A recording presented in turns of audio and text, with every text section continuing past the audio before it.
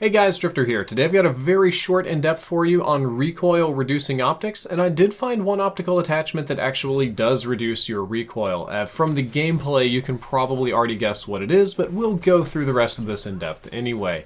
The myth that was sent to me by a professional Call of Duty player to test this weekend was that different red dot sights had lower or higher amounts of recoil.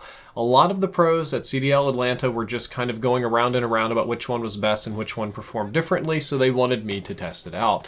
The reality is that I found no evidence of this. Every red dot sight that I tested appeared to have the same recoil on all of the guns that I ran it through, and to be fair, I didn't run it through all 400 combinations of guns, but I at least took the most popular ones and ran through all the sights.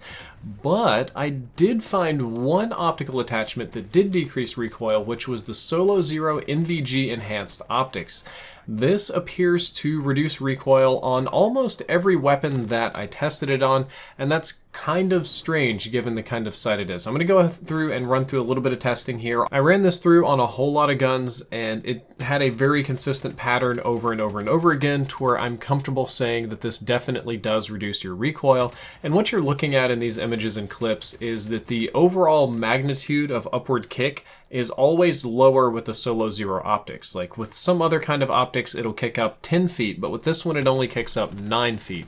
And what that means is, when you're looking at it from a mathematical standpoint of view, the Solo Zero NVG Enhance reduces total recoil by about 10% on most weapons. I will say that it is definitely much more noticeable on high recoil guns. Some of the weapons that are already very accurate, this can be difficult to notice and therefore probably won't be worth your time. But on high recoil guns like the AK, the overall magnitude of deflection is very noticeable.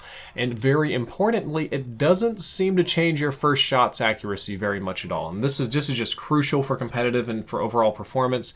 Your first roughly 5 shots in this game, I believe, are very, very predictable. They're programmed that way. There's very little variance in them. So putting this optical attachment on there doesn't really change your first couple of shots for going to pick somebody off of a head glitch. Rather, it changes the total magnitude over the course of the entire magazine if you're going full auto at people. You'll really start noticing it about shot number 10. And unfortunately, these optics also cannot see through smoke. They're not true thermal, they're just night vision. So smokes will completely obscure everything that you're trying to do with them.